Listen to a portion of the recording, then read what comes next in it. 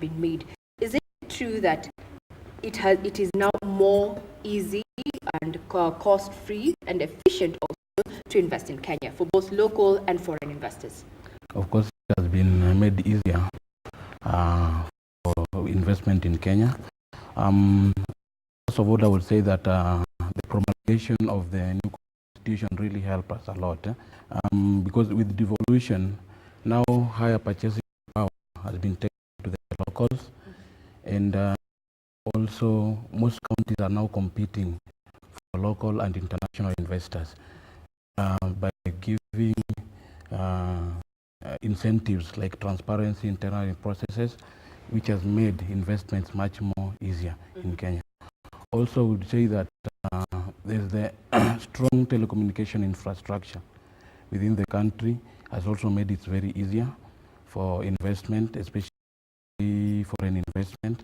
We also have solid aviation connection between Kenya and East Africa, Kenya and the rest of the African countries, Kenya and Asia.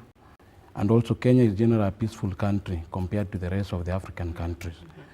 And also the port of Mombasa, which is the main gateway for trade in East Africa, has really made it very, very easy to actually come through. So from an entrepreneur point of view is that yes, things are working, but now there's the issue, the scourge that is corruption.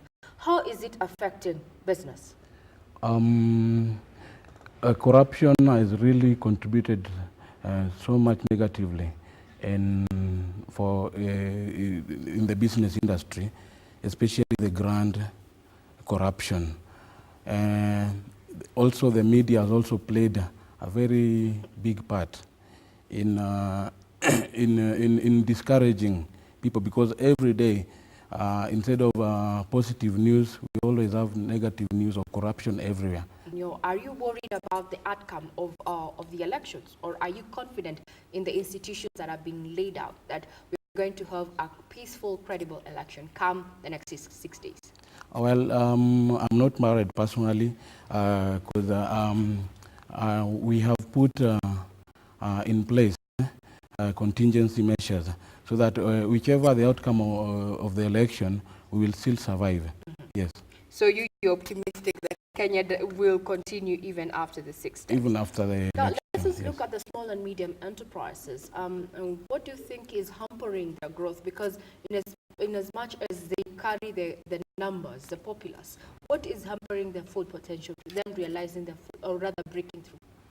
SMEs, the major impediment is lack of capital.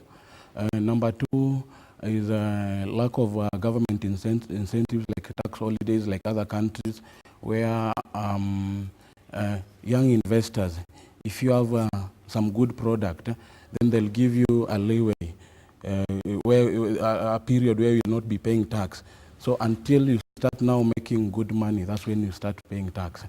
And number three is lack of support from the government, especially in collection.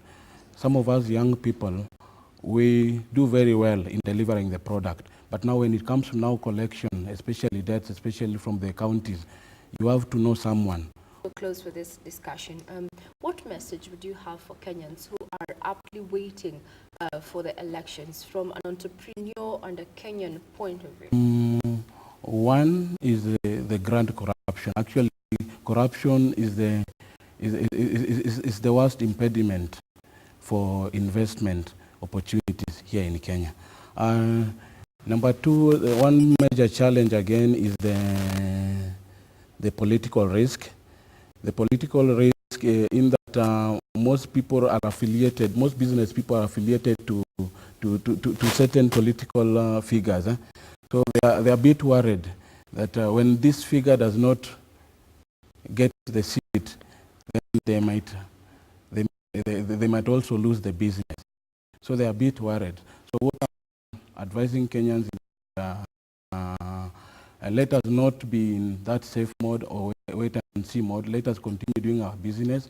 Because we have already been promised that election is going to be free and fair, because we've already learned from the last two elections, and I don't think that Kenyans will be ready to go into violence again.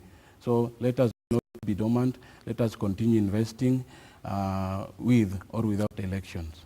Very well said. If you have just joined us, that has been the CEO of Dynamics Era Solutions, Mr. Erastus Athiambo, telling us that indeed Kenya has to continue making gains and inroads towards investment, especially for us who are waiting to elect our new leaders come August 8th, is that Kenya does and will continue existing after the 8th. Indeed, investment opportunities are there and capital should not be the issue. Well, I'm Regina Manyara Gita, and that's all just about it we had on Business Defined this afternoon.